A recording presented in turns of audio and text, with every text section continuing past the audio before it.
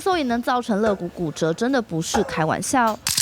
秀出 X 光片，右边第七肋骨明显看得出来有断裂现象。这是台北市立联合医院胸腔科收治的咳嗽病患，一名40岁的男子因为感冒持续咳嗽，咳了1-2个月都没有就医，最后还出现气喘甚至明显的胸痛症状，才去看诊。一照 X 光发现肋骨竟然断裂，那他自己也非常的惊讶啦，居然会造成自己咳嗽咳到肋骨断裂啊，这情景是不是相当的常见的，是算蛮少见的。医师解释，咳嗽的时候，腹部横膈肌肉会用力往上顶，肋骨肌肉则会同时往下拉，以便让胸腔排气。但动作如果太强烈，就有可能把肋骨拉断。尤其骨质疏松严重的长者，甚至可能打个喷嚏，肋骨就会断。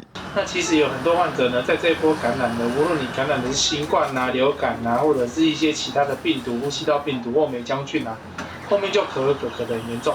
从过年前到春节连假回来，门诊的咳嗽患者接不完。医师表示，其实不止感冒会咳嗽，气喘病患也容易因为呼吸道受到刺激引发咳嗽。胃食道逆流造成胃酸刺激食道也会咳。吸烟引起的慢性支气管炎，除了会导致慢性咳嗽，若同时得了肺气肿，造成慢性堵塞性肺病，更会造成呼吸困难。每年苦苦扫咳不停，一定要及时就医。镜新闻综合报道。